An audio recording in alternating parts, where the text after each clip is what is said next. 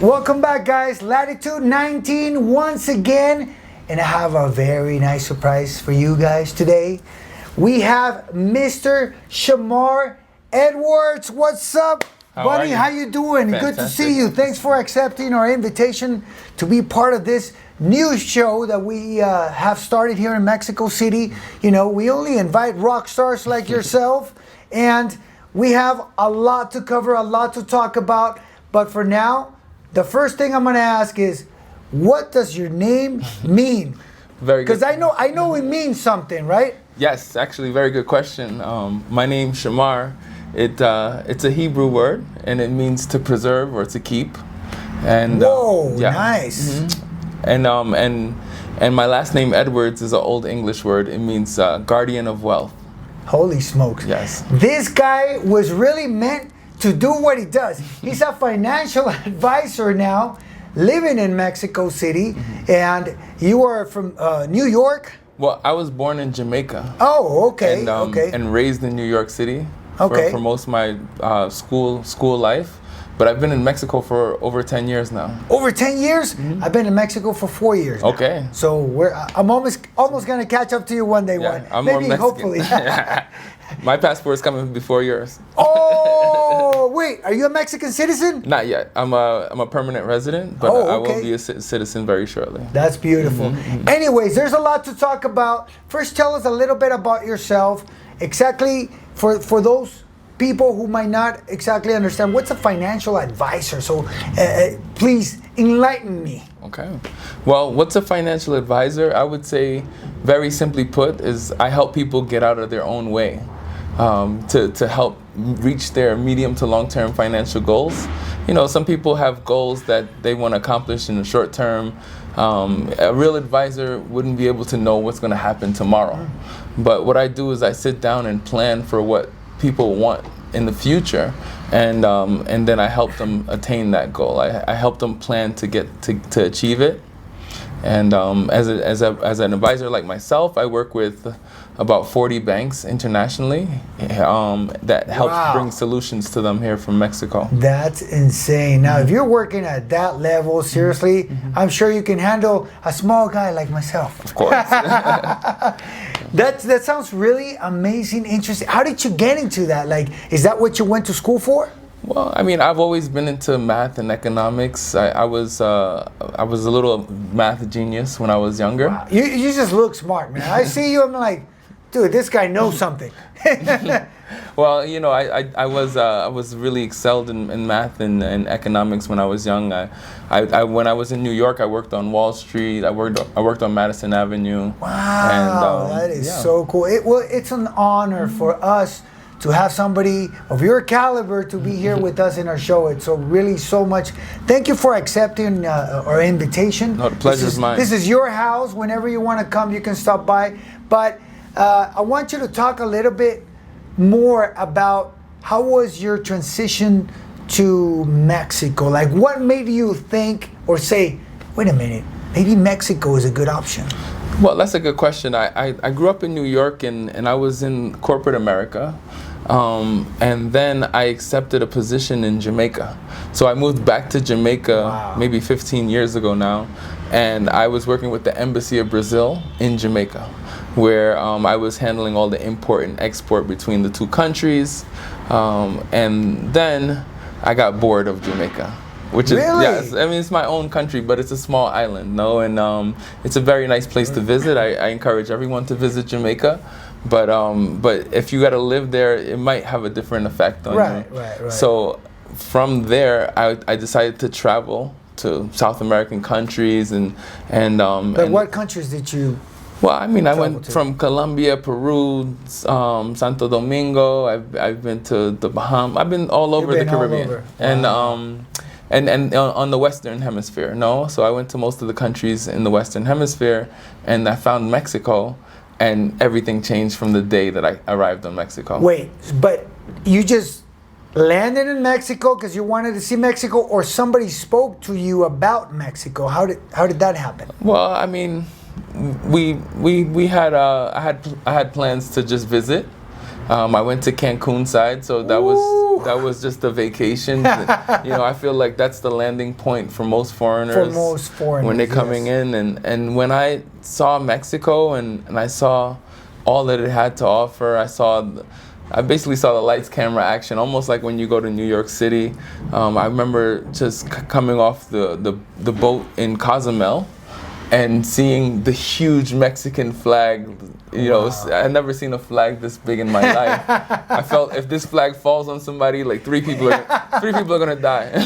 This is how big the flag is. And, And I said, this country is amazing. I saw, and I went to Cozumel and I saw all the retail. I saw the big brands there, and I said, you know what? I have to live here. And I was treated like a star.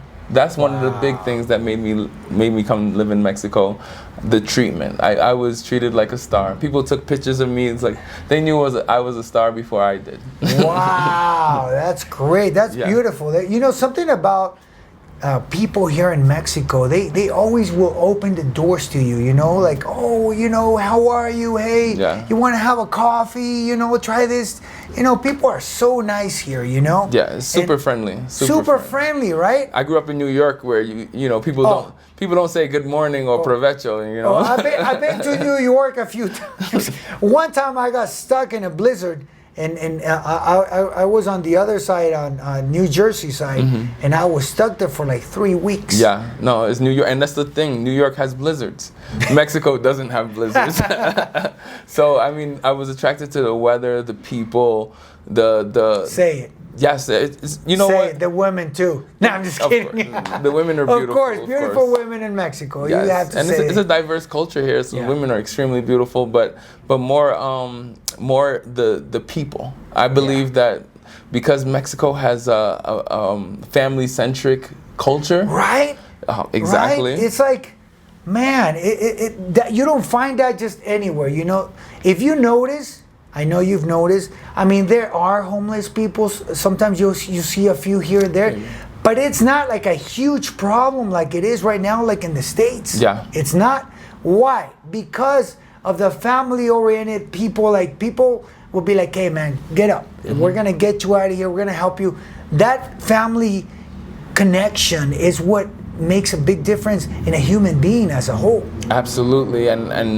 And I believe that the family-centricness of Mexico is what made me attracted to the people. I saw that, and in New York, I didn't grow up with that, Wow. You only saw your family on holidays like Thanksgiving, Christmas, and New Year's. That's it. Maybe Christmas. 4th of July. 4th of July for sure. Yes.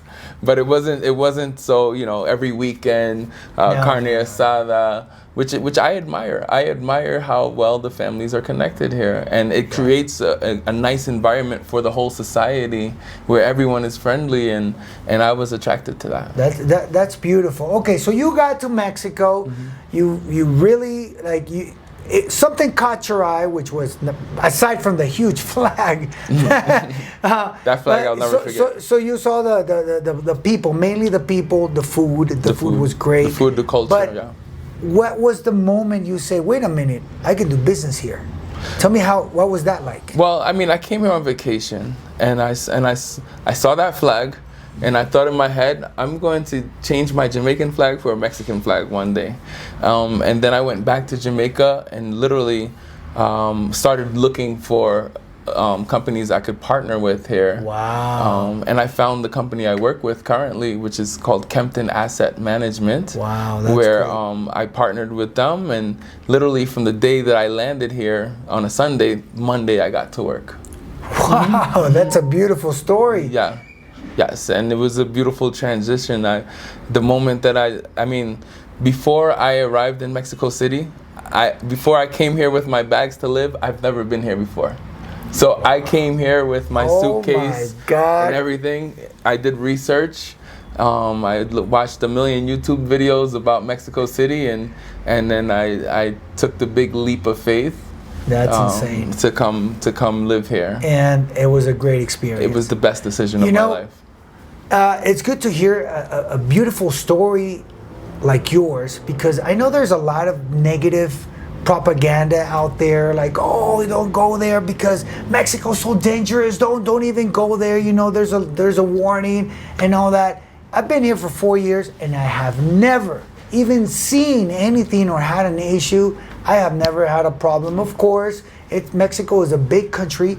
It could have some issues like every other country. Absolutely. But as long as you're not doing something bad, Yeah. or you're not in a bad neighborhood, I think you'll be fine. No, I completely agree. Actually, when I was leaving Jamaica to come to Mexico, my parents, well, some of my parents, my father was warning me, like, please be careful. Oh, yeah. And then I had Jamaicans telling me, please be careful. And I'm like, hold on, I'm leaving you here, you be careful while I go to the safe Mexico. So, Yeah. and you're right, Mexico's been a very safe place.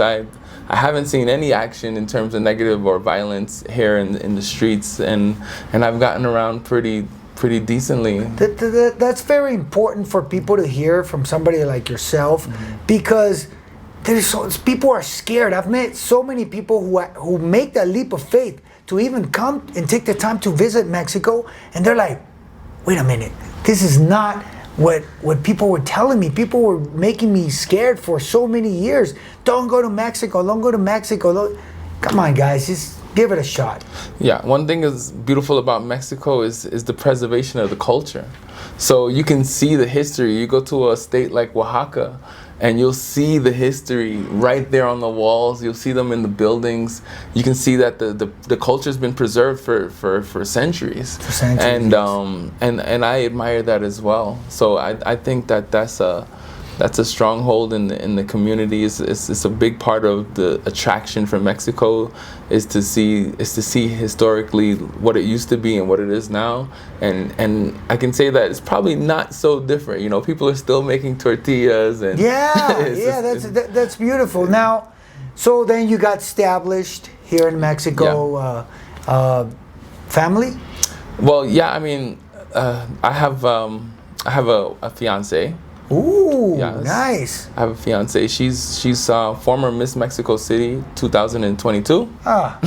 Just former Miss Mexico City. Yeah, super beautiful. She graduated from one of the top universities here, top 3 in the university in economics. She's super smart, super beautiful. Well, that's great. That's she's an great. amazing human She being. found a great man who has been welcomed by the Mexican culture. Absolutely. Of course. So I'm happy to hear that you're happy, that you're doing great.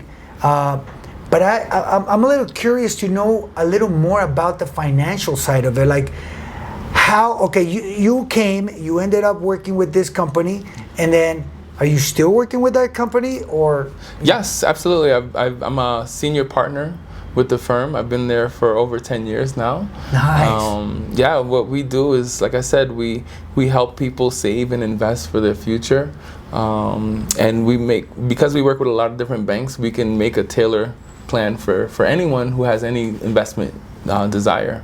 That's great. I'm going to leave his information at the end, but that's at the end. Because I know some of you guys are like, wait a minute, I want to contact this guy. He's a rock star. I want to, some financial advice. I'll leave his information here at the bottom. But another question is, okay, so if I live in another country currently, and I want to invest in Mexico, I would come talk to you and be like, hey man, I want to do this, or how would that work? Well, I mean, we do have investment plans, and then we have investment accounts where people can invest anywhere in the world. All right. Okay. Majority of the banks we work with are in Europe, or mostly in like Switzerland or the UK, where clients can benefit from tax-free growth. Oh wow! Yeah, Okay. They can benefit from 0% inheritance tax. Okay, all the ins and outs. Yeah, so they can. There's a lot of different benefits that we bring to the table, and depending on where they want to invest, we can make that happen as well. Okay. So I mean, if they were investing in Mexico, it would be whether it's from my side, it's the capital markets, which means stocks, bonds, notes, those kind of investments. So I can help them invest into anything in the whole world, in any currency as well. Any currency. Yeah. That's amazing. So you're here in Mexico City, but you're international. Like you can work with anybody in the entire world. Except for American residents. American residents. Who reside in the U.S. The U.S. and some countries in Europe, they have a difficult tax structure. Oh yeah. So it makes it difficult for the banks that I work with to accept them as clients because ever since the FATCA Act, which is in 2012, they just everything is universal. So an American living in America, they can't have anything non-declarable. They have to declare all assets universally. Uncle Sam is always present. Uncle Sam will knock on your door. And I'm also here to save the Mexicans who think that the United States is a great place to have their investments because Uncle Sam wants about 40% or maximum of 40%. That's insane. If anything happens to that person, Wow. Yeah. Wow. This channel is turning into a channel of information. We have a guy, his name is Adrian Zuleta. He just left. He's a great guy. He's been here a few times because he's Canadian. He's South American and Canadian. Okay. And he came to Mexico and he had the same experience. He just came and he was like, wow, this is where I want to invest. This is where I want to live. So he's very helpful, always bringing a lot of good stuff to the table. So, okay, so I'm just putting everything together. It's so exciting, man. So, what are your plans? Your current plans and your future plans for Mexico? I know somebody as successful as yourself is never as stagnant. Somebody like yourself is always thinking on the next move. So, what is your next move? Well, I mean, I'm staying in Mexico. That's for sure. That's not changing. No, right? No, I think Mexico is the best country in the world. I agree. I think it's the positioning of Mexico, even the fact that some people think it's dangerous, gives Mexico a nice little shelter where everyone is not hoarding to come here, which makes it a very, very peaceful and strategically a great option. But for the future, of course, I'm continuing to grow my business, our company. We're doing amazing numbers. We have about $200 million under management, and I have clients that are going to be with me for the next 25, 30 years. So I have no intention to go anywhere. Oh yeah. But my plans are just to build, invest, buy a house here, buy property, and continue to grow the Mexican culture. I'm currently president of the Jamaican Association. That's great. Yeah. Yes. That's great. Yeah. Myself and a couple other Jamaicans. Well, we formed the association this May, and we connected with the Embassy of Jamaica, and so that's amazing. So yeah, we have a lot of initiatives. Congratulations, man. If there's anything we and my team can help and add to your cause or anything we can do to help out, please let us know. Absolutely. We will be there. And let us know any events. I know Jamaican people are great with music, man. Yeah. And so I would have to shout out the Jamaican restaurant, the only Jamaican restaurant Go for it. Go. in Mexico City, which is called Te Amo Jamaica. Wow. And it's located on Avenida Chapultepec, really close to Reforma, and it's great Jamaican food, authentic Jamaican food made by real Jamaicans. And when you go there, you're pretty much entering the country. I'm really going to have to talk to production. You know why?